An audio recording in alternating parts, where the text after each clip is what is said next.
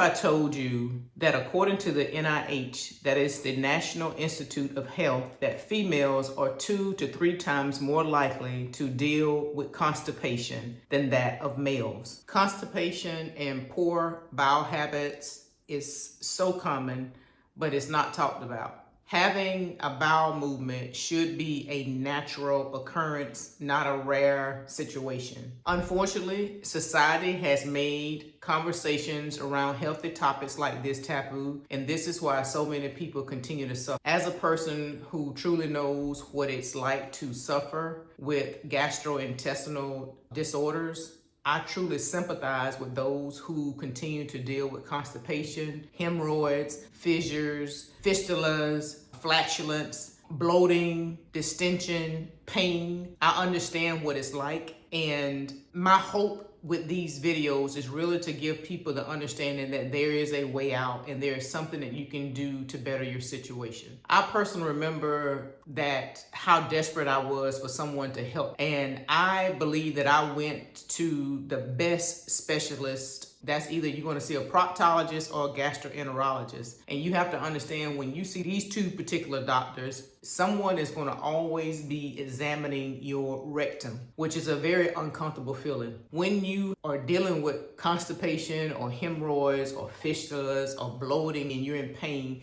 you need help. And that part of your body you cannot see. So you're going to have to get someone else's guidance on what's going on. And usually, to be honest, when someone starts dealing with constipation, and God forbid if they have hemorrhoids or a tear or a fistula, somewhat embarrassing to go to a doctor because society has made it seem taboo to have conversations around healthy topics. I remember going to that clinic and seeing this huge waiting room, and it was full of people.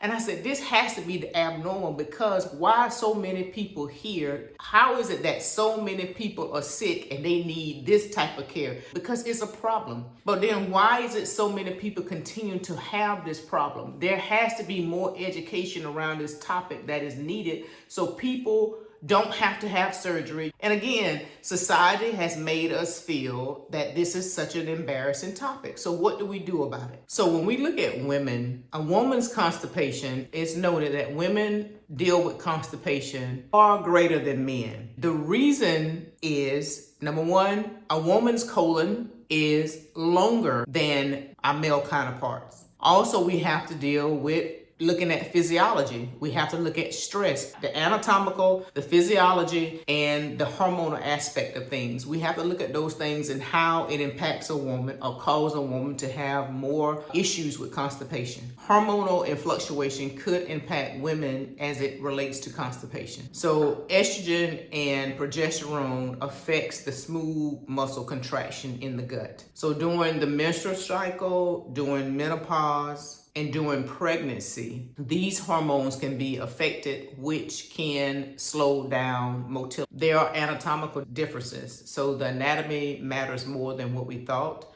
It is noted that women have the intestinal tract is at least 4 inches longer than that of our male counterparts.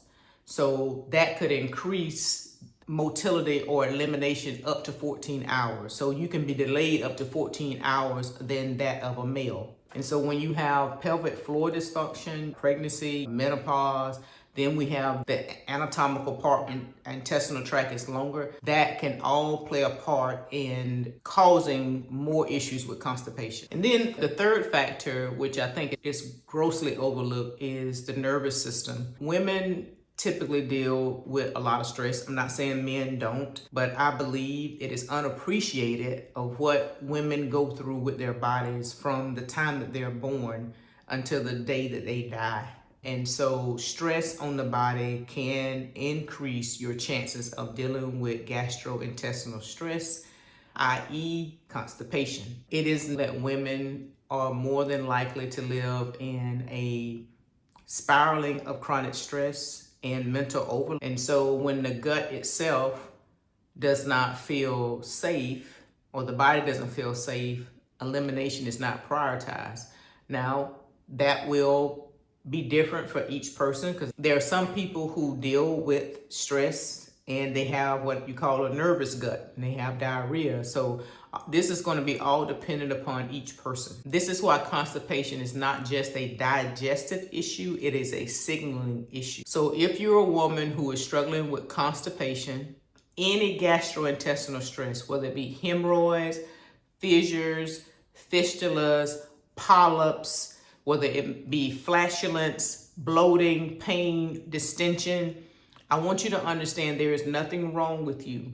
There is something that you can do. Your anatomical makeup, your hormonal fluctuations, and even your nervous system stress can and will impact your gastrointestinal motility. And that's what your body is responding to. Constipation should not be normalized. It is not normal for you to be constipated. When you only releasing only pellets in the toilet, that is not normal. You got to get to a place where you want to find out why you're having these issues. That's why constipation is so misunderstood.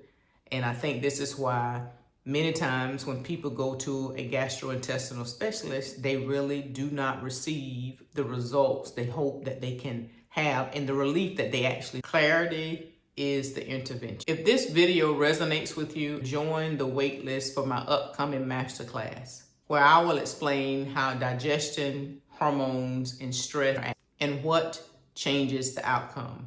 The link is below.